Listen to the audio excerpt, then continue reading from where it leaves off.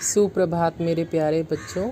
आज हम डीएस का पाठ 8 शिव कौन है, मृत्यु क्या है, ये करने जा रहे हैं। इसमें बताया गया है शिव यानी भगवान ईश्वर कौन है, मृत्यु यानी मौत क्या है। ज़माना रंग अपना कुछ न कुछ सब पर चढ़ाता है। ज़माना मतलब ये संसार अपना कोई न कोई रंग सब पर चढ़ाता है, मगर कुछ लोग रंग अपना चढ़ाते हैं ज़माने पर। लेकिन कुछ लोग ऐसे होते हैं जो ज़माने के रूटीन में नहीं चलते, बल्कि अपना एक अलग रंग चढ़ाते हैं लोगों के ऊपर, अपना एक अलग रूटीन बनाते हैं।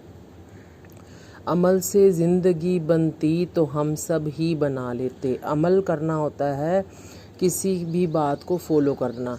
कहता है अगर किसी बात को फॉलो करने से ज़िंदगी बन जाती तो हम सब ही बना लेते।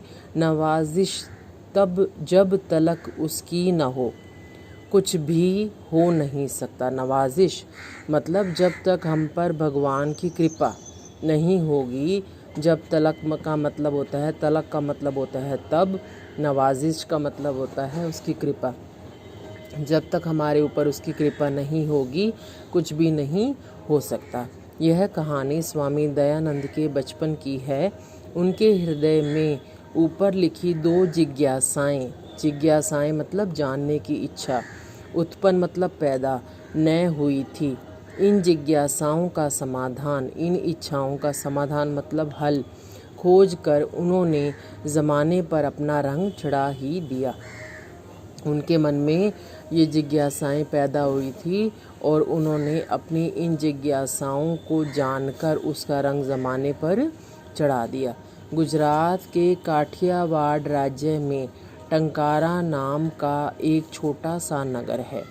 गुजरात एक स्टेट का नाम है, उसमें काठियावाड़ राज्य में टंकारा नाम की एक जगह है। यहाँ आज से लगभग एक शताब्दी का मतलब होता है 100 वर्ष का समूह। 100 वर्ष पहले, पूर्व का मतलब पहले, एक ब्राह्मण परिवार रहता था। इस परिवार के मुखिया करशन जी थे। मुखिया का मतलब जो उनके मेन हेड थे घर के, उनका नाम था करशन जी। यह परिवार धन धान्य मतलब पैसे और अनाज मतलब खाने के लिए भी हर चीज़ थी उनके घर में, और पैसा भी पूरा था, से संपन्न मतलब धनी था। करशन जी शिव भक्त थे। जो करशन जी घर के मुखिया थे वो शिव के भक्त थे। इनके घर फागुन कृष्ण दशमी संवत 1881 यानी सन 1824 में एक बालक यानी एक बच्चे ने जन्म लिया, जिसका नाम क्या रखा गया? मूल शंकर। किसी को क्या पता था कि यह बालक संसार को जीवन ज्योति मतलब, ज्योति का मतलब होता है ज्ञान।